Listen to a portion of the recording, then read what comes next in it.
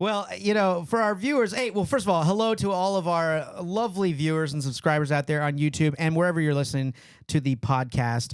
Welcome to Neighbors Don't Knock. We got a special guest today that is in studio. We're going to be diving into a little bit of a firsthand knowledge of what it's like to move abroad and move to the great city of Houston. We're going to talk with him and share some fun maybe do's and don'ts with shortly, but yeah, don't share your dog's bathroom habits to people from across the pond.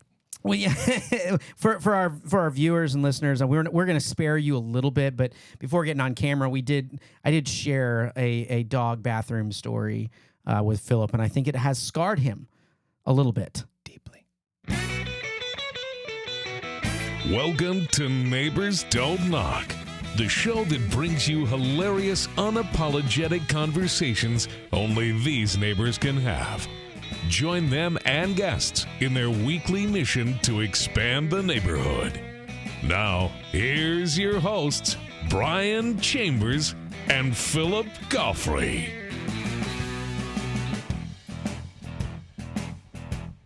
Hello. What's going on? You always do that to the beat. You're always like, hello. I can't help it. It's pretty good. What's going on, all you neighbors out there, far and wide, all of our local neighbors, as well as those of you that listen, well, wherever you listen and watch. Hello again. Welcome back to the show. That's right. Before we get started, make sure that you take a moment to follow, like, and subscribe to the podcast. Hit that little notification bell. That way you never miss an update or, a new episode when it comes out. We drop new episodes every Friday. You can also go to neighborsdon'tknock.com and hit us up on social media at NDK Podcast. It's true. I stopped trying to point where the bells were, though, because I always get it wrong. And I was like, you can subscribe here. Yeah, and virtual reality. It never you kind of feel like an pops up idiot, right? Totally. This is like I was watching here, myself and it's like over here. Yeah, I'm watching myself on YouTube, being like, oh, I got to throw in a graphic to correct that numbnut mistake. Yeah, it's very embarrassing. That's what you should do. Just do a little voiceover when you point the wrong direction. Just be like numbnut. That may have to happen. You can post up in the comments below if you think that I should go that route. I'd like to know. I'm going to tell you right now, that's going to be a resounding yes. So they're like, we've always thought he was a numbnut too. So yeah. Well, that's good. Self-awareness, Philip. That's right. I try, man. I try. But today we have a great guest that's in studio. It's actually good to be back in studio. Yeah, welcome back in studio. By the way. I know. We for those of you that it's your first time, welcome to Neighbors Don't Knock. We're neighbors that are out to expand the neighborhood, meet new neighbors, businesses, spread our horizons, our knowledge of the area we live in, and just learn about a little bit more of the community that we're in. And we happen to be at the Gents Place, as well as Memorial Trail Ice House. We're two on location shots. You can check out those episodes in this season or on YouTube. You can check those out as well. Yeah, indeed. It is really fun to record on location, but there's something nice about being back in the studio. It's like coming home. Like I feel at home. It's like a long vacation, right? You're like, you love it, you don't want to, but then when you actually kind of get there, you're like, agreed. My own bed, right? Except without that whole forgetting how to drive for a second thing. You know how you get back from a long vacation, you jump into a car and what the is this? My last vacation, I had to drive, so we drove everywhere. So it was just a matter of learning how to drive on smaller streets. That was all. So, but not the wrong side, not the wrong side of the road. And speaking of wrong sides of the road, we're gonna bring on somebody. He is he's an actor. Has a family here in Houston, Texas, but he's not originally from Houston, Texas.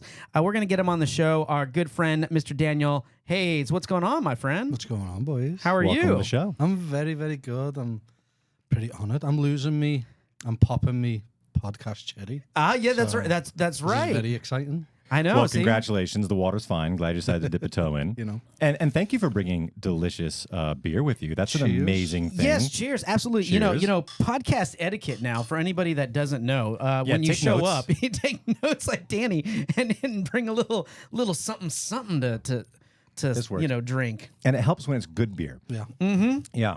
Mm-hmm. Really and whatever you don't drink, I will be taking home.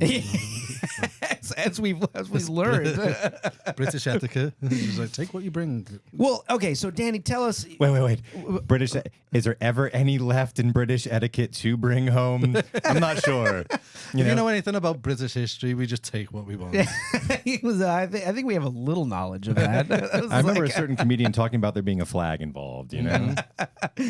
Well, okay, so obviously from the great country of Britain, where exactly? Liverpool, so the northwest of England, where the Beatles are from. Yeah, so and then pretty much what's the number one comment that you get or question when they, because obviously you can hear it in your accent, right? And you haven't lost any of your accent because you've only been here a couple years. No, I've been here it'll be 9 years in January. Oh my gosh, 9 years. That's actually more than a couple years. Okay, so that's good. You still sound like you're from across the pond because I've heard of some people that when they're here, for a longer period of time, they lose their accents or I don't know. I feel like mine's a difficult one to lose. It's kind of strong. But I've worked in sales quite a bit as well as acting, so I have learned how to kind of soften it out, slow it down, be more, gentler. Do you find it in the sales? Did you find it helpful or hurtful? Helpful. Yeah. I had to learn to not speak so fastly, so quickly, because I like that. when people kind of coldly walk into the voice, they just hear a noise sometimes, and if it's very quick, then you couldn't sell them anything, because they know. But it's not like it's Scottish. I mean, Scottish for me is always difficult that way. A lot of people do think I am Scottish, though. Really? Yeah. Interesting. Yeah. Well, okay, so what's because there's so many different dialects though in Britain. So like Liverpool has a different dialect than those that are in London. It's kind of it's not like RP. It's not like RP. No. No. RP is kind of what we know, like Patrick Stewart, Ian McKellen. That really yes. kind of, how are you? The very kind of breezy, walk in the countryside type of accent. Most kind. Liverpool. You have to kind of get into the history of it. So the people of Liverpool have a large amount of Scottish ancestry, and then the Irish immigration, which was pretty much the same time. Half of Ireland came to the US, and then the other made the shorter journey to Liverpool, because we're a port city. We were actually one of the biggest port cities in the world up until that kind of industry died down. It was Sydney, it was New York, and it was Liverpool with the kind of triangle. I guess I never thought of Liverpool as a major port city. Yeah, it was. It's probably the most. I mean, nowadays we got the Beatles and we've got really good football teams, but back in the day, it was an important city. So a lot of people coming into the city from all over the world. Us also getting out into the world via the shipping industry and stuff. So it's got a Celtic and kind of Gaelic kind of growl to it. We're also on the north border of Wales, so that's where the kind of comes into it. I mean, it sounds from the language, from what you're saying, from the accent, it sounds like Liverpool's actually a tough place. It sounds like somewhere I couldn't survive. You got to be you got to have your street smarts. Oh, really? Yeah. Okay. Yeah. Right. So, like, if you learn to walk before your first fist fight, you've been coddled. Exactly. like, oh, he hasn't been hit yet. I see. Yeah. What's it like being an That's the aristocrat? best way to teach you to walk. Is punch them to till run. they can run. Wow, man. Yeah, that's got to be rough. I mean, have you ever been in a fight? Oh, many. Really? Yeah. I can't say that I have. I actually. Can you, Phil? I have. Oh, yeah. You have? Yeah. I've been coddled my whole life. This is a relative thing for all of our listeners. Being in a fight and being like victim of being hit are two different things. I was much more the victim of being hit than in the fight. Oh, really. I was never really in that makes more the sense. fight. Okay, well, in that case, Yeah. I can say I've been in a fight too. I feel like to be, I feel like to be in a fight, you have to have someone may think you might win, right, or at least land a couple of good hits. All right, well then maybe I haven't been in a fight. I was I was in a fight. No, you weren't. No, You were never in that fight, mate. just a casualty from the fight. You were a participant. That's Indeed. right. That's right. More of a viewer that just was out of place, Yeah. Do you have a flag? Exactly. Yeah. So I mean, all right. So why do you say why is Liverpool so tough? Like, what is it just about Liverpool that makes it so much? I mean, people don't really. They go and they think, oh, the place where the Beatles were, and it's just like charming. You're in England, and it's just like, well, what is it about Liverpool that makes it? I think again because of the shipping industry. You got people coming in from all over the world, and we've been through things like we were one of the main cities that were bombed during World War II because we were a port city, so that was very much high on Germany's list of like, let's shut that city down. So the fact that we've had to go through that, and it's a very working class city. Like it's if you go there now, like we've regenerated it, but it's all very big like factories and everyday kind of the salt of the earth type of guys. It is, and families. And we get out into the world as well. Like there's kind of a thing in Liverpool is that like no matter where you go in the world, you'll meet a Scouser. That's kind of what people from Liverpool are known as Scousers. And it actually happened to me before I moved to Houston. I used to visit me now wife. Like every 3 months I'd come out for like a month and I'd see her. And we went to a Dynamo's game. And it was Dynamo actually playing Dallas.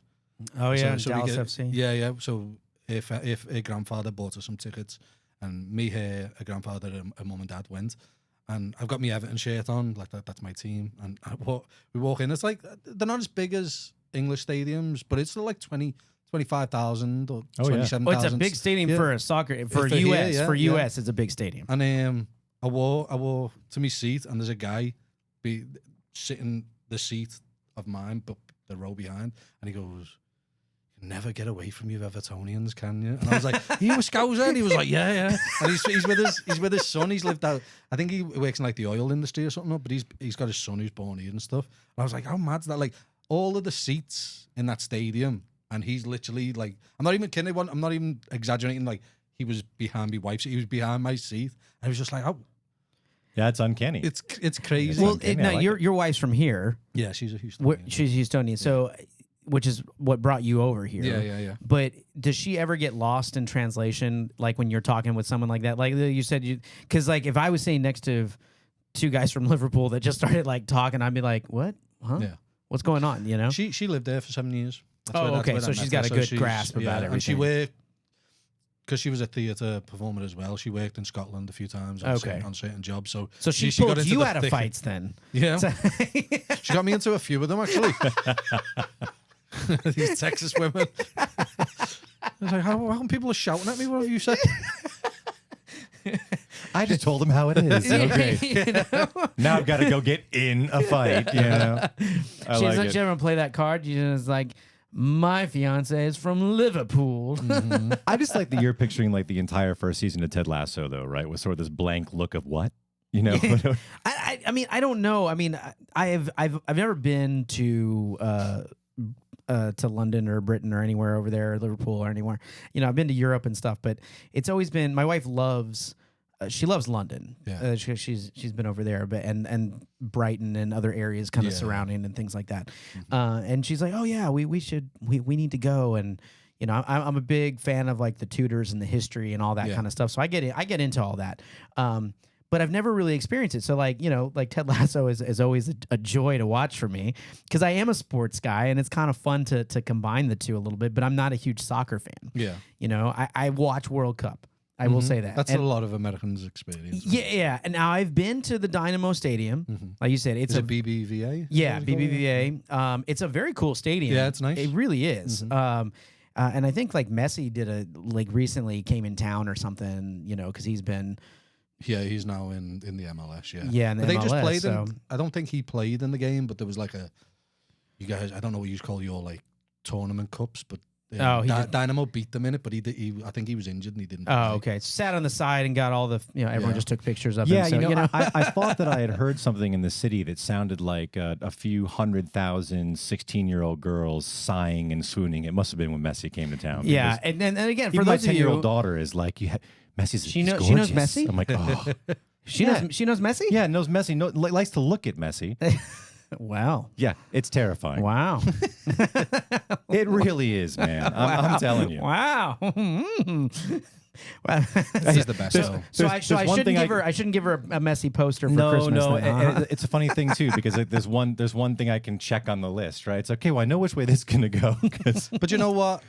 To give it like a serious note, there's of all the like idols I had growing up in football and stuff, like a lot of the times when people get to his level, they are kind of wild and ridiculous kind of role models. That guy is like perfect to be as good as he is, and in my opinion, and on a world stage too. Oh, I mean, he's just internationally iconic. he's worshipped pretty much everywhere that enjoys the sport, and he's just a very down to earth guy. He's from Argentina, where family and everything is and religion is just everything. And so football he's kept himself So what would be level headed. what would be kind of the close second to that in the past like decade? Like Beckham would be kind of a close, or too many tattoos. I always Beckham loved has too many tattoos. Oh, well, Messi's got more tattoos than Beckham. Oh, okay. So tattoos are in. I don't think so. No, Beckham pretty much is a walking tattoo now. Is he? Well, I guess maybe he's got a lot. maybe I'm thinking since he played. It's an interesting question though, because he's coming towards the end of his career now, and I think he's younger than me. I think he's like 35, and in my opinion, no one's ever played the game as better than him. This is Messi. Yeah, Messi. Not even Henry. No, okay. No one has ever kicked the ball better than Messi. Pele, no. Okay. None of them. Ronaldo, no. Okay. No, none of them. But we're gonna run. I'm gonna run out of names. He's really kind of quickly. Okay, well, I'll give you 4 guys. He's better than those 4. I was I guess he's good. I was like, my list is running low. Yeah. No, he is. If you've ever played it or watched it extensively, like it's honestly like watching God play your sport. It's ridiculous because some of the things you'll watch and you'll be like, that is not quite human. I thought that was impossible until you did that, and not only did you do it, no one saw that. Sometimes I guess you watch basketball or whatever, and you're like, oh man, I never would have saw that pass. How he got it? Like he does that like 4-6 times a game. And you're like, yeah, and he's 5'6". Yeah. He's my size. He's my size. He's not like 6'3". And because a lot of the great players like Cristiano Ronaldo, he's like 6'2", and he looks like an Olympic sprinter, and he's like almost built to be a brilliant football player. Or a GQ model. Yeah, exactly. or both, as a case would be. Yeah. And Messi just looks like a 5'7" guy from Argentina, and it's. Well, I mean, I think that's good. So there you go. So some nice advice for your daughter. So now it's Messi, Taylor Swift. Yeah, for a split second there, I was almost tempted to watch soccer. And then I realized what it was about. I realized 90 minutes. Yeah. To end 0. No, commercials come on. Yeah. Is there a halftime show? No. Yeah. Brian can tell you, and many of our listeners and our viewers can tell you that I have a slightly obsessive personality. So for me, team sports are very, very dangerous because if I get in, I'm going all in, and then it's like divorce and homelessness and bad things. Wow. Yeah. I can't go to work today. Well, hence our hence the success of our podcast. The lighting's wrong. Damn, that's right. Yeah. But okay, so sports aside and stuff, you've been here 9 years. One thing I did want to kind of talk to you about, which I think is really you could give firsthand knowledge to a lot of viewers and listeners, is what were some of the? I mean, obviously you've been back and forth before you actually made the move here. Yeah. But what was it like deciding I'm going to be full time living here? I mean, what were some of the pros that you could think that come to mind making that change, and really how big was that for you? Do you know what I think I kind of underestimated it a little bit.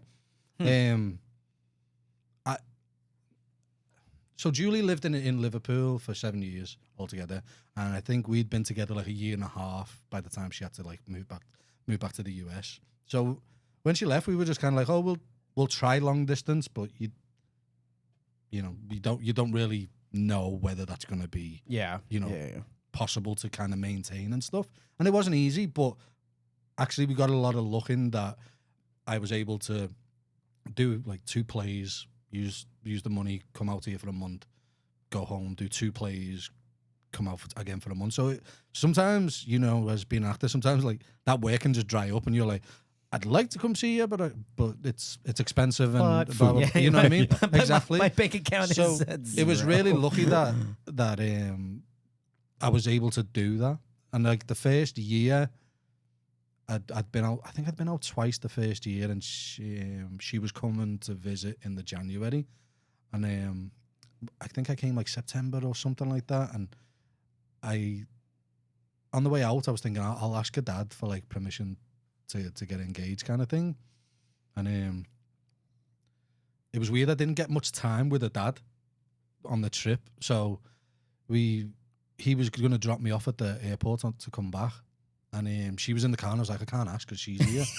And then as you're getting out, yeah. By the way, honey, cover your ears. Yeah. And I've got a question for your dad. I was like, earmuffs. I was like, if somehow if I get a moment with him where she's not around, I'll ask. And about 5 minutes after thinking it, she was like, I really need to go to the bathroom. Can you pull over? So we pulled over at like a Wendy's or whatever, and she ran in. I was just like, hey, I haven't been able to like get a moment with you. I was like, would you mind if when she comes to England, would I have your permission to ask her to marry me? And he was like, sure. Is that your best Texas? Yeah, sure. She was just like, sure. Sure. He was like, I don't even think I asked her. My wife did, or whatever it was.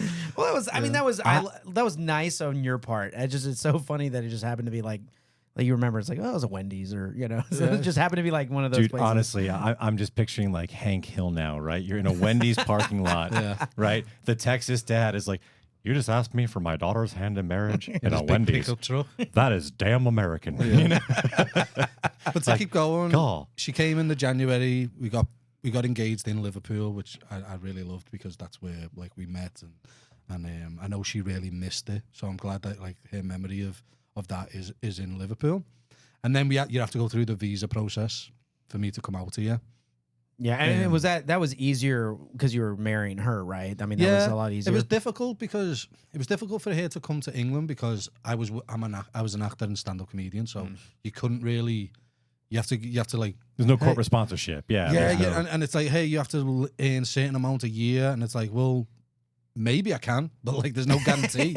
You know what I mean? And because it gets expensive, we'll circle back around to that one later. But you have to pay for all of these different, stages of it. So you like, no point in going spend all this money and then you get to a point about like, you don't make enough money, mate. Like, no. Oh wow. So it was easier for me to come out here. Neighbors Don't Knock is produced by C&G Communications. C&G specializes in small batch voiceover and video production for commercial media, podcasting, radio, and more. Combining years of experience in podcasting, acting, and sales, C&G offers big media products at small business prices. That's right. To learn more, visit their Facebook page or email them directly at admin@cngcommunications.com. So you're here, paperwork aside. I mean, it was, but what are your impressions of moving to Houston, specifically Houston? Because, I mean, that's where we all live. But for anyone, a lot of people, I hear different opinions from people that come to visit Houston. Yeah. And because we have a lot of major events. I mean, the rodeo, like hurricanes. Well, I'm not talking about weather events. I'm shootings. I'm talking about major events. Reasons for people to come. I mean, they've hosted the Super Bowl here, numerous times. The Astros are doing great. The Astros are doing great. Baseball fans. So World Series comes in, and then of course we have the largest livestock show and rodeo. I think in the world actually, and of course NASA, like you said, and SpaceX and all largest that. medical center in the world. Yeah, the list goes on. Yeah, and on. yeah. So there's a lot of. Someone telling me that they're like, we have one of the best medical centers. I was like, yeah, and it'll probably bankrupt you if you step inside it. Why do I look sick? Why are you telling me that? Well, that's like, true. Oh, we're glad you came. Yeah, that's true. We're not going to go down the road of insurance and healthcare in this country, but So what are your first impressions? I mean, obviously you had come and visited a little bit, but actually being here, what are your impressions to someone that actually thinks about moving here? It's interesting because it's overwhelming in a way. So you can be kind of overstimulated with it because the food's so different. The cultures. We know American culture is kind of well known because of movies and pop culture and stuff like that. But being there and trying to make it your home can be a little bit overwhelming. So a lot of it can feel new for a while, and then until like you really settle it. So it's kind of like the thing, you can, if you try and boil a frog, like don't put them in hot water. It takes a while before you start to realize what the place is. Yeah. Okay.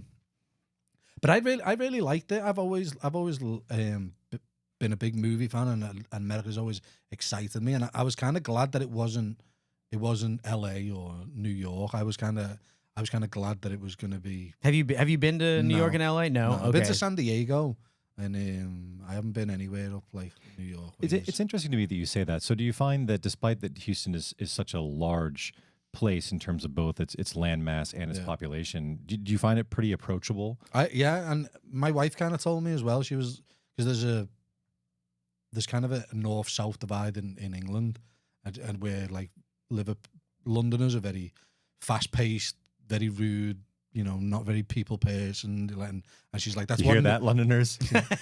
It doesn't matter. He's from Liverpool. He doesn't care. He's Quote like, me. yeah. No, but it is. It's a business town. It's one of the biggest in the world. So like, and I've never been to New York, but you don't have to be a rocket scientist to know it's just the parallels. It's crazy. So my wife was like, the South is very much like the north of England, where it's very, people go at a relaxed pace. They're very working class. They kind of are very family orientated and stuff. So all of that kind of aspects was kind of.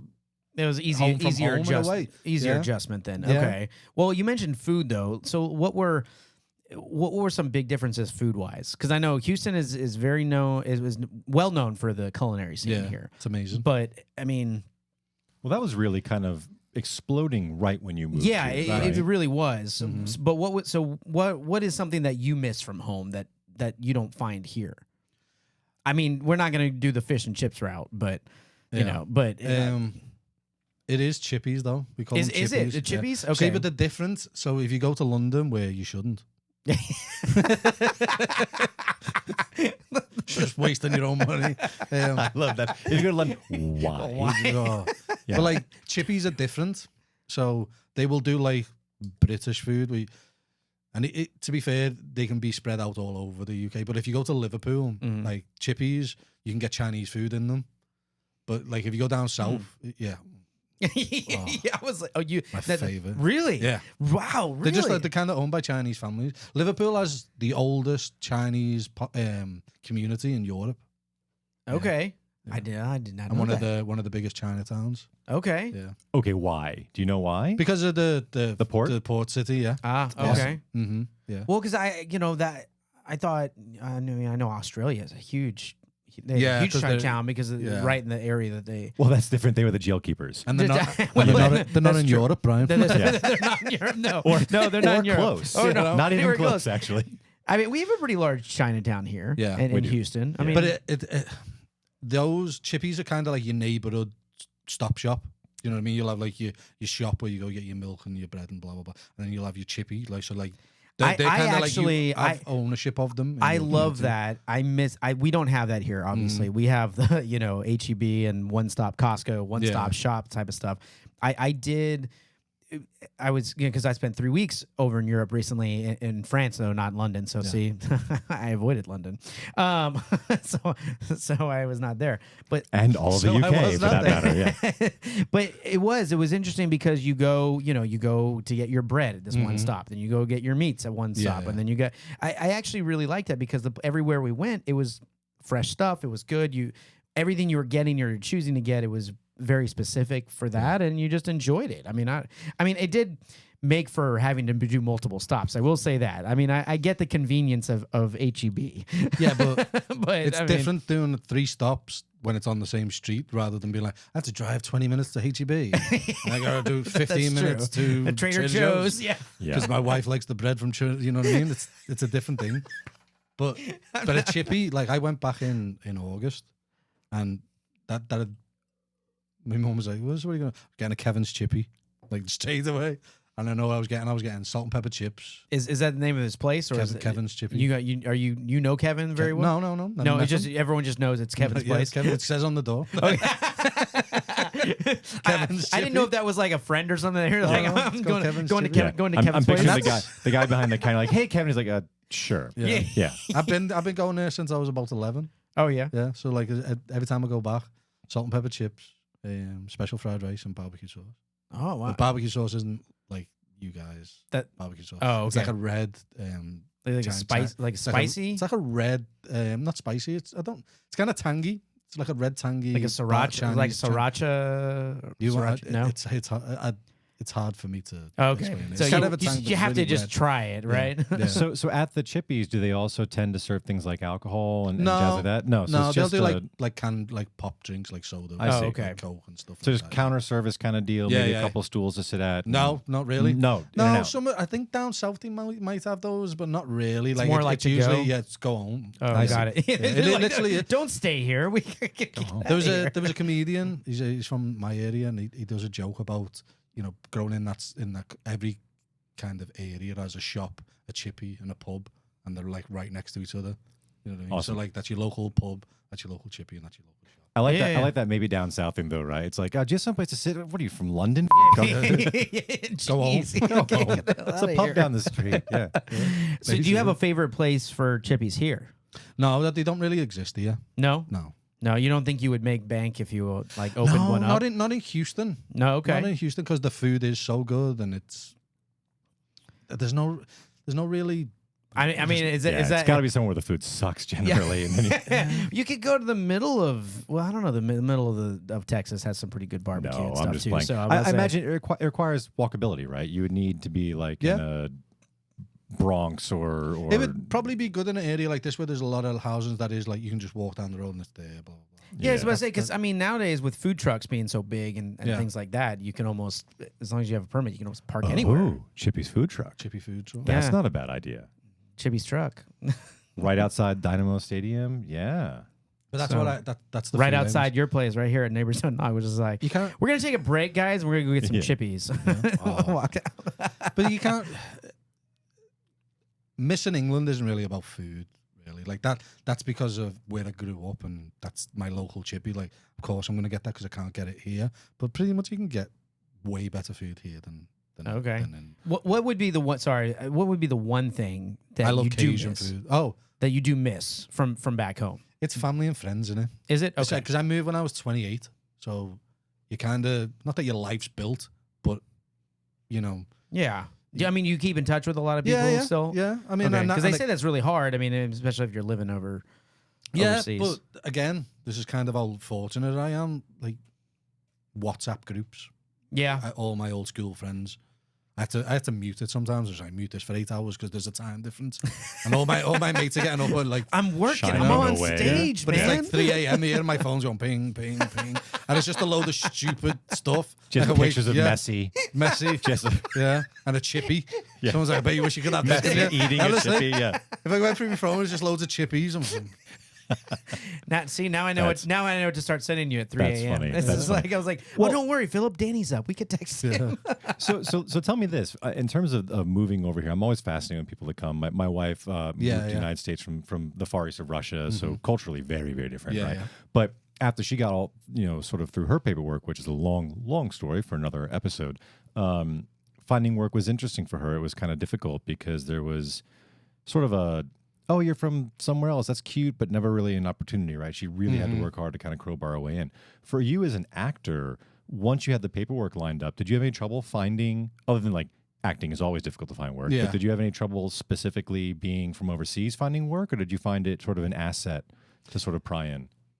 I didn't really pursue it when I got here because I'd done it since I was 16, and I felt like, you know what, it might be a nice time to just go, not give it up or anything, but like do something else. Try to venture somewhere. Yeah. Try your stuff. Yeah. And you're trying to build a life, and then it's like the industry's different over here. So it's like when I grew up in the theatre, like, and the way England is, there's like you have the non-union and union here. Where back home, it's usually union, unless you're like a theatre company starting up, and they're like, hey, you'll get whatever profit we make, we'll split it. Blah blah blah. But usually it's union, so you can earn. It's nice that even the just starting out companies would still pay you. Yeah. Is it Here there's a lot of places that they don't pay you at all. as a stage actor in the UK at large or in Britain itself? Is it easier to become part of the union than it is here, or is it about? It is okay because it's pretty difficult you just here, apply. right? So, you just apply. There's no like, oh, you have to have 3 credits or and how stuff many like that. weeks of work It's not. with an equity house. Well, now I mean, ever since COVID, it's slightly shifted. Although it probably will go back that way. But honestly, I don't think. I think that if they should keep it open, like if you know, as soon as you work as a professional actor, they should open it up if you want to join. You know, it's so strange, and it almost seems elitist to me to be like, oh, I'm an equity actor. Yeah. Because I've worked with people who back home and here, they're like, oh, I'm equity. And I'm like, you still got to learn how to act. yeah. That doesn't make you talented. No, but I remember we're not dropping names. You know? But when I graduated drama school, I was lucky enough to get an agent, and that was one of the first questions. I was like, should I join equity? And she was like, if you want. She's like, She's like, if you want, sure. So drama school, was that here? No, it was That was back home. Yeah, back home. I see. But I remember like hearing about equity, and you know, you work with people who are part of it, but I was working with people who weren't part of it, so I was trying to figure out what the best course was. And my agent was like, I won't send you for stuff that isn't equity. Like, it doesn't really come across my desk really. She's like, unless I know there's a really good up and coming filmmaker, and the budget isn't stretching that way, and I think it's good for you to go work with them. She's like, but we'll talk about that, but otherwise. So to get back to the original question for you, it was nice for me to go, do you know what?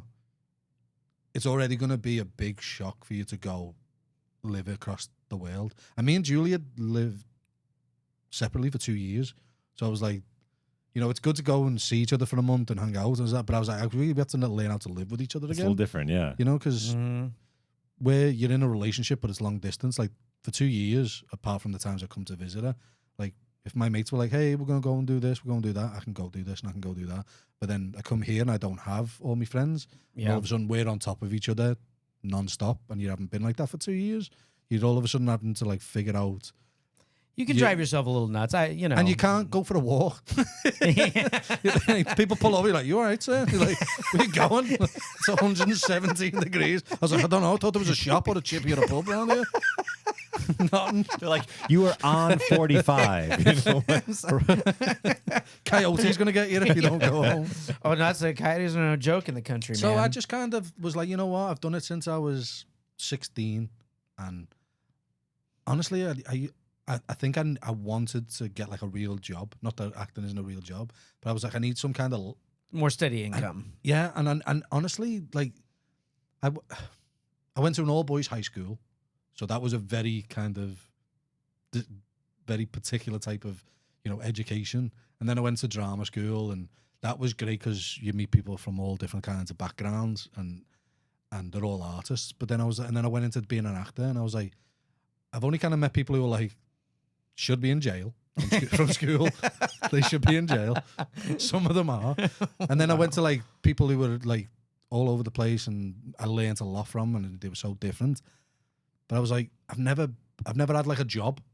Like I had some jobs where I was in a bar working weekends, like events and weddings and stuff. But I was like, and part of being an actor is like life experience.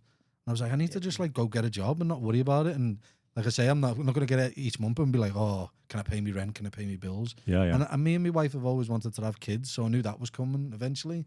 So it was like, just get yourself something stable. Yeah, dude. Don't try and take on the world when you need to do a lot of things to ground yourself. And I think that's why I've been here for nine years. Okay. Because I didn't try and it sounds like a smart move. I try and I I burnt myself in a weird way. Like I went through, rather than being like, oh, I'm just going to go and get theatre work and blah, blah, blah. And I didn't have the frustration of being like, why won't they hire me? I'm British and blah, blah, blah, blah. You know, I've been to drama school. My accent is more authentic than that guy. But rather than throwing that kind of possible disappointments in there as well, even though sometimes they were like, oh, I need to get back into it, I knew I always was going to. I just needed to live my life a little bit. You know. So then again, comparing life in Liverpool compared to life here, right? Liverpool's just shy of about 500,000 people somewhere in there. Yeah. So Houston obviously offers quite a bit of competition in every given field because of its size. But did you find it easier or the same or more difficult to find work here than it would have been back home, or was it pretty easy? Easy. Yeah. I like hearing that. I found it easy. People always ask me, like, what about any regular job in Houston? Is difficult. It's so hard. I'm from the Northeast. I'm from New England, and it's so hard near New York to get work. It's so hard if you're in Connecticut to get work. And in Houston, I was like, well, yeah. I mean, it might be hard to get that really, really high level job, but in terms of like work, you can find a way. There's work here. Yeah, you it's can like find a way. And that's my experience. We obviously can't speak for everyone, but I was like, indeed, I am a white English man, so like, there's a lot of privilege that comes with that. But like you have papers. But my God, your accent is great. You're hired. Honestly, I think to a certain my first job was with Specs, and we lived in Clear Lake, right by Space Center, because my wife used to work at Space Center. Oh, okay. So like, I think because I couldn't work for 6 months, we used to look after Julie's grandfather, and we lived there with him. And he'd shopped at Specs for years, however long it'd been in his area. So I think because the 6 months I wasn't able to work, and I would spend time with him, and he'd be like, hey, I need to go here, get some wine. I think the manager always liked my wife's grandfather. So when it came to the point where I asked for a job, I think he knew he was fairly familiar with me, and he didn't like know Julie's granddad, but like he's been in there for years. He's not, he knows who his regulars are. And I think he was just like, well, let's give him a chance. He's from England. He speaks well. Like, he's got an enthusiastic. Yeah. And I dressed. Overdressed? I dressed. No, I didn't overdress, but I dressed for a job interview, like something like coat and tie. No, I just had like a nice pair of pants. Oh, okay. Like a pair of shoes. Okay. Not like tennis shoes, as you call it, but like nice shoes and a shirt, like a blue shirt. And I did the buttons up. But like after to me that was like what you got taught growing up. Like any job you went for, dress nicely. Yeah. Do you know what I mean? But like when I got here and I started working for them, I see like people like, hey, I've got an interview. I'd be like, oh my God, like go home, dude. Like put a shirt on. Come in, and I get it. It's 198 degrees or whatever. Yeah. I'm like, did you come for a sport coat and stuff? Just like pair of flip flops. I'm like, you don't have shoes. Come on. Like I don't. And maybe I'm the weird one there. Do you know what I mean? But I just thought like. Well, just to me, it looks like you're not even bothered whether you get the job. I'm with you. It's always weirded me out too. And in fact, I've been on a couple of different juries here in town since I've moved to Houston. And every once in a while, somebody will show up like in court to represent themselves, literally flip flops and a t-shirt, like a Jimmy Buffett t-shirt. Oh, they'll send you home. Well, every time they do it, I'm thinking, you're not winning this case. What are you thinking? Did you wake up today? Wait, I'd like to lose today. Oh, you're talking about the defendant? They're like on the stand. I thought you were like talking for like jury duty, like because because some people are kind of idiots. I'm like, well, they're not going to pick me if I look like this. I was like, no, dude, they'll send you home and then they'll call you back in. I mean, the actual people on trial, they show up like a 55-year-old man, like a midriff, right? I'm going. He wants to be relatable to the people. It's like, yeah, and obviously that could be their circumstances, and they can't. Yeah, but I don't know. But so you showed up dressed. Was he kind of blown away? He's like, oh, I don't even know if he was. But it was just something that clicked in my mind a few months later when people would be like, "Hey, was your manager? I got an interview," and I'd just be like, "Okay."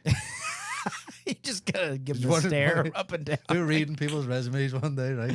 And it said, one guy, where do you see yourself in 5 years? This guy wrote, on a racetrack somewhere. Okay. On a racetrack somewhere. Like, what? Jeez. I love that. Mom, go fast. That's when you just start quoting Days of Thunder and see or Talladega Nights and just see how far he goes. Yeah. Be like, we're done. Yeah. I was reading a resume once back when I was in a position to try to hire people, and on the resume, it said Excel Ninja, right? Like Microsoft Excel Ninja. And this rocked my world. I'm like, I can't believe this kid put this on a resume. So I was out with a group of people and I was laughing about it. And wow, kids are so stupid these days. Excel Like, came across, and everyone in the room was like, no, that's a thing, man. I knew that. Yeah, like, what? Like, yeah, like that's like they're told to put that on the resume. That's like a statement. Like, what? It's like a qualification. Yeah. Wow. At that point, I knew An Excel Ninja. I'm officially old. At that point, I couldn't accept it. Right? My brain just went, no, that's not, no. I refuse to believe that that's a thing. Absolutely not. Excel Ninja, fuck off. Like, jeez, oh my gosh. But I found it. I found it fairly pretty easy. Yeah. So you're back on stage now? Yeah, I will be next year. But yeah, I work in the theatre now, and I do a part-time job where because Specs is so kind of big in Houston, in Texas, I guess, and they have such a great reputation of being largest liquor store in the United States. Is it? Yeah, I'm pretty sure that Specs has the one downtown. Oh, okay. You mean the actual store? Store. Yeah, I thought you meant the company. They're huge. But they're Texas only, aren't they? So I don't think they are Texas based, but it's the largest liquor store in the United States. That one retail location. That one, yeah. They were brilliant with me, like, and I was kind of really enthusiastic because there was so much that I didn't know. Like I knew beer and stuff, but like tequila's massive here, so there was so much for me to learn, and I love anything like that. If I hated a customer being like, hey, what do you recommend on this? And I was just like, I'm from England. I've never really drank tequila before. Like, I hated being in that situation. So all of a sudden, and I worked at a big store, so I was kind of set up to learn a lot. So now I kind of do like specialist tastings for certain liquor brands, and I'll go into Total Wines and Specs. And very okay, cool. yeah, that's cool. Sample things, but not still with that company. Yeah, yours. Okay. No, it couldn't really work with me wanting to do acting. Yeah, and then they were kind of, one of me old managers was like, "Do you want to start like the management process, like get into like third key and assistants?" And I was like, "No." Yeah, and that's when I knew because he offered me it when my son was born, and I think that was him being like, "Now that you've become a father, like, let's get you on this track," because I'd worked with him for a while and he really enjoyed me, and I think the fact that I didn't want to do it because I wanted to do theatre again, it was like, okay, that's. Well, I mean, and Danny and I actually met on stage. That's how you and I got to meet, and have to say it was we did a lot of work off stage. Because we were swings for a show. Every part of that statement just got so kind of innuendo. Because we were swings. Because we were swings. Yeah. Tell me again how you feel about Messi. I didn't even get to the part where we're like, oh, the sword fight that we had to practice. Yeah, he's. So all of these are true, but it's kind of left a lot to the imagination. That's true. Yeah, I'm going to put up a special link to those films. Yeah, there you go. Yeah, but yeah, we did. So, but let me before we we kind of start to wrap up here, because we could be here all night. But what do you have a story of something that kind of everyone always talks about an oh shit moment. That's it's like, oh, I realized that I'm not at home anymore. Yeah. Like kind of a learning moment. Yeah. When did you have one like very identifiable moment, or was it just kind of like as you went along, it was kind of I'm just adjusting and realizing little things I can't do? See, I don't want to. I don't know if I have to be careful what I say but like obviously, America and Texas have a love of guns. Yeah, right? you're good. You're not gonna offend us. Okay, no, I know, and but I was working at Specs, and this is kind of a two story example. One time, a guy was trying to steal, and when he got kind of the thing took out of his hand, I was there, but someone else did it, and whatever he was on, like came right to the service, and he lost it, And I remember being like, oh, it's only one guy and there's me and my manager, like we shift them out. And then I remember my brain just going like, they have guns, Daniel, they have guns. And I just like, I remember just going from kind of comfortable to like, I could get shot. I'm literally the easiest shot at this point. You know what I mean? So like, I remember like just feeling like hot in the face, being like, I don't know, like he's losing it. But back home, that wouldn't be a thing. Yeah. It's like you'd go first. He's a Brit. So I remember just like as we were shepherding him towards the door, just being like making sure when he got to the door, I stood behind a register that was like really large. You're just whispering in his ear, like, I think this is very unfair, sir. I'm so sorry about this. I did not do this to you, sir. Yeah, please forgive me. I blame the system. I blame the system here. I'm from Liverpool. I'll just never forget how quickly the penny dropped, though. And it was such a large penny. I was like, they have guns here. That's really funny. Don't be so casual.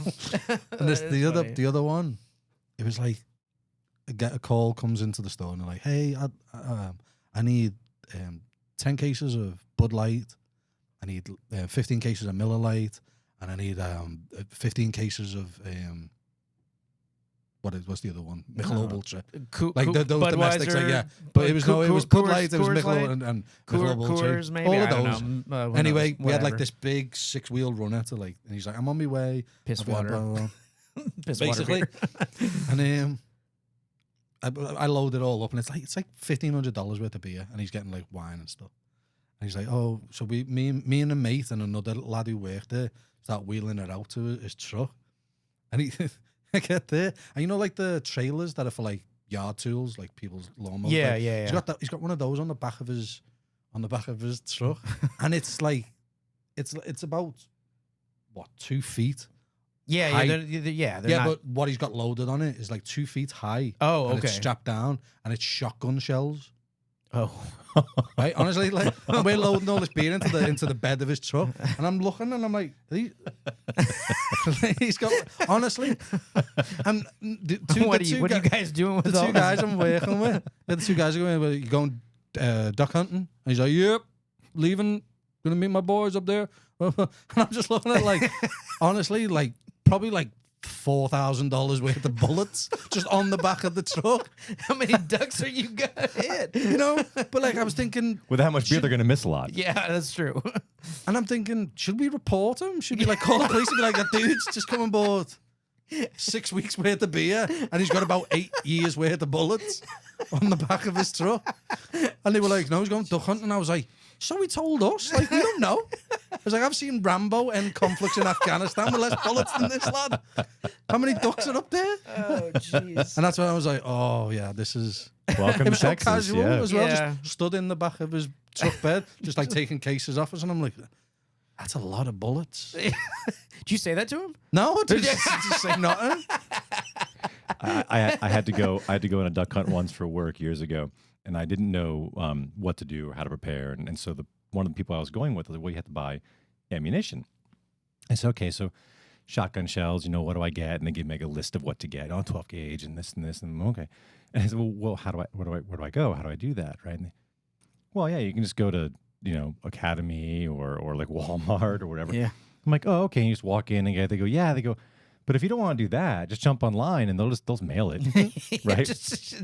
Right to your door. Yeah. And being from New England, I was blown away by this, right? Like no pun intended. I was just blown away. And I'm like, shit, really? Oh, I missed my shot. Yeah. So there you go. So I jump online, go to like, wesellammo.com or whatever it is. And whatever, right? And I ordered, of course. Why not? Boxes of shotgun shells. Wow. And I'm like, well, where do I have it dropped off? Like, dude, your house. I'm like, really? Yeah, okay. So I put in my home address, and I'll never forget. I came home like 2 days later, and there's just a stack of shotgun shells outside my gate. Just in my driveway. Yeah. They dropped it off. Godfrey's making a statement. Is like, don't mess with my house. I kid you not.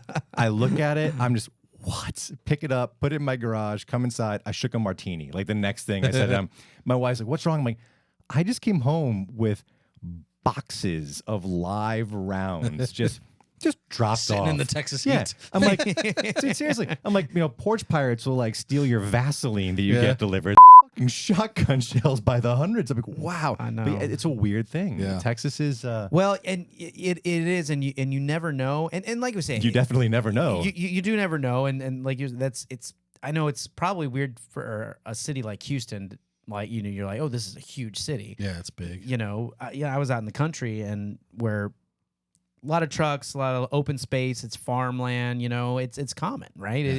Yeah. To run into people in smaller towns in Texas that are literally carrying on them, Yeah. handguns or not, and my car broke down the other day. I had a flat tire and literally on the highway, there's no lights, no nothing. Mm-hmm. And there was a guy and I wanted to give him that The Lone Ranger just out there in the dark. Well, he pulled up because he had seen. When you see the brake lights and then the reverse lights, like, oh, No, I kid you not. I actually kind of freaked out because I bet. And I have a BMW, right? And I'm in the middle of country in Texas, right? And I'm sitting there. And I called AAA. I didn't have a spare, so I had someone that had to come out and get my car towed. And I'm just sitting there, and it took him like an hour and a half to get out there in the middle of nowhere. And apparently, this guy had driven by earlier, like an hour later and stuff. And he was peeling off to this little side road right where I was pulled over, and he stopped.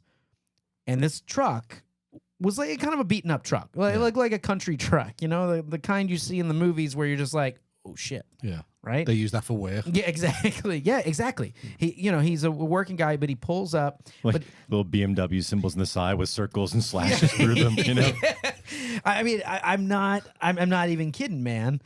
So this truck pulls up and it's a little beaten up, man, and I'm just no lights on, and he gets out. There's no flashlight. He walks over to me. He's dressed very Texan, very country, he was rancher, and I'm sitting there like, and my keys, poking the little key through your, just in case, I guess my first fight. That's Brian's version of preparation, Yeah. poking the key through the fist. Yeah. I didn't have anything. I didn't have a gun. I didn't have a handgun or anything in the car or That anything. would hurt you.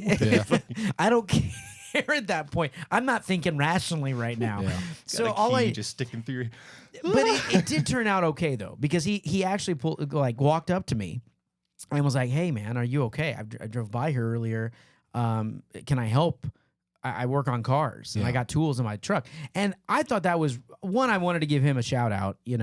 He was so nice, and honestly, he ended up when the tow truck came up, they towed my car back to the tire place or whatever.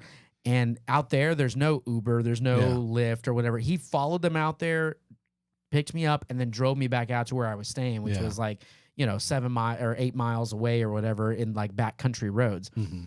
So, I mean, but at the same time, you don't know, and you kind of expect certain things, with this perception of, oh, I'm coming to Texas or I'm living, But I can imagine for you, I mean, we know about being here, about with guns and country and stuff, but like when you see that in the city, like in the fourth largest city in the U.S., I can imagine that's a big shock. Now, do you have family now that they kind of come and you have to prep them on this kind of stuff? No.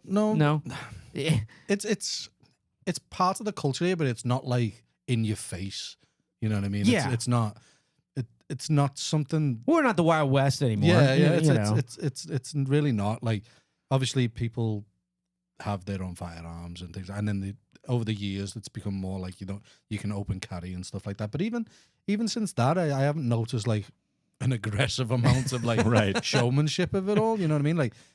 I still notice it when I do see someone in like a store with the kind of the handgun, like on their personal whatever. I mean, it's been 4 or 5 years since open carry. I think I've seen it twice. Maybe, yeah. It's not widely, but I mean, I always think weird. Everyone has got one. Yeah, I mean that's fair enough. Yep. They probably have 3. The shotgun pulls under the seat. Depends on which socks they're wearing. Yeah, exactly. You got to be careful if they have the keys in their hand. That's when you should worry, Daddy.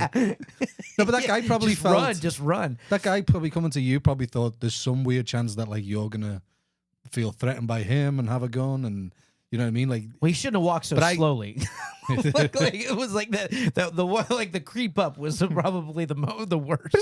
But to add on to the conversation, I'm not surprised that he was extremely kind to you. No, that's it was something really I nice. find with Texans. I will say though, in every major city, I mean, you have people that are just jerks and whatnot. I mean, Houston's no exception. There are, but I will say, having traveled, you know, and you, Philip, you could probably speak to this, you know, coming from the Northeast, there is something about the Southern hospitality. I like that. Coming from where the jerks live. You can... Well, I mean, I didn't want to say it outright, but I mean, sure. Well, so what do you say? I always picture that scene in My Blue Heaven, you know, where he's shopping. Have a nice day. Fuck you. Yeah, exactly, right? But I mean, there really is something. So I'm glad to hear that you have adjusted well. Yeah. I'm actually on the 18th of this month, which is my son's 4th birthday. I have my interview to be a citizen. Oh, wow. Oh, congratulations. Yeah. Well, I guess I had pre-congratulations, so not yet. It should be a formality, but yeah, I still have to go. You've done all the prep and everything. Yeah, I only applied for it in... Congratulations, then. Thanks. I should say that because that means you know more about American history than a lot of Americans. Mm-hmm. So, but yeah, it's nice that it'll be on my son's birthday. I only applied for it in August 25th, so if I get approved, which should be a formality because I've got more than enough like kind of evidence to that's spectacular to pass it and stuff. Back home, do they allow dual citizenship? Yeah. My son is a dual citizen. Oh, that's so that's cool. Nice. Yeah. He's got both passports. That's great for him. Then, too. That's man. That is kind of a cool advantage. It's kind of sad. God, English privilege. But we're no longer in the EU. We're no longer in the EU, so his passport would have been a European Union passport. So he would have been able to go and live and work anywhere in Europe.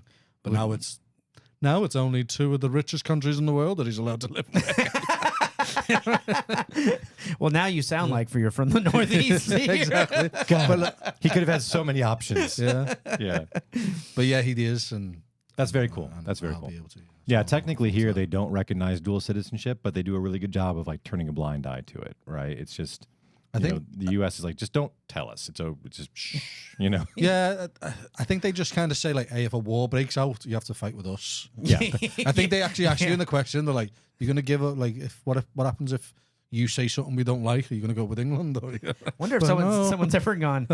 I'm with the guy with all those bullets in his truck. Yeah, I was like, they're just maybe, or just circle that with a question mark on it. I was like, I'll be on a racetrack. Yeah, exactly. What racetrack? So, well, we want to thank you for hanging out with us. Thank you for the invite, man, and really thank you for all of our viewers. And if you have other questions, if you're thinking about moving to Houston, or the States, and you have a question for Danny or ourselves, we'd love to let you know what we think of our own fine city and some tips and tricks. It's a great country to live in. I'm really glad that I didn't hesitate and overthink it so much, and I took it seriously, and we went by the correct protocols to do it all, and I'm very proud that my son's a Texan. I love that. And then, any of you over in England that are watching that can, bring over some chippies. Yep. Apparently, Kevin's chippies. Kevin's chippies, ship those over. You can email us at admin@neighborsdon'tknock.com and figure out a way to ship those over. Yeah, even though no one knows who Kevin is. Danny, before we let you go, is there anything that you have coming up in the pipeline that you want to promote that people should be looking out for in terms of being back on stage? I will be in 2 shows next year, but I'm not allowed to say yet. All right. They want to put it out on their own. Well, fair enough. Then that's a tease for all of you. Here in Houston? Yeah. Oh, here in Houston. Okay. Well, when we do find out what shows they are, circle back to this episode. We'll have those links in the episode description as soon as we know. We'll know when you know. So we always like to offer you neighbors out there some great advice. And, you hear enough of advice from Philip and I don't know if they should be following all of our advice, but it's even better coming from a fellow neighbor. So, Danny, what would be your neighborly advice? I have 2 neighborly advice. Ooh, lay it on us. First one, and you're very lucky because I met your wife earlier. Learn how to make a cup of tea. None of this making tea in the microwave. Get yourself a kettle, make a nice cup of tea. And the second one, potty train your dogs. Oh. And then you don't have to have your issue, do you? Yeah. And don't stare at them when they go. It just give you nightmares. If you know how to make tea, you just sit there, extra weird, having a cup of tea while the dog I think that might ruin tea for me. There's just a Doberman just perched up on the pod, you know. Lovely. Pinky up, right? Pinky up. You know, that's how you elevate the experience. I've done high tea before. My wife loves doing that. Yeah. It's actually a cool experience. Yeah, I've got high on tea before too. There's a couple of places around town that you can do that. You should be able to do it in your own home, Brian. Yeah, I'm not home long enough to really do it. How long do you think it takes? well, I mean, getting the kettle and the process out of it, I don't know. I'm not home long enough. What do you think? I have an induction stove? Do you think I live there? I don't know. I don't live in my house. I'm more of a coffee man. But maybe tea. And in fact, actually, with that being said, I think we're gonna, since my beer is empty and apparently now I need to go learn how to make tea. We're gonna start to roll out of here. But indeed. Before we do, make sure you guys check out new episodes every Friday. Follow, like, and subscribe to the podcast wherever you get your podcast. Click that notification bell and subscribe to the YouTube channel. You can always email us at admin@neighborsdon'tknock.com. Like and follow. Indeed. And Danny, thank you again. Thank you, sir. gentlemen. Yeah, cheers. We'll catch you next week. Peace. Out.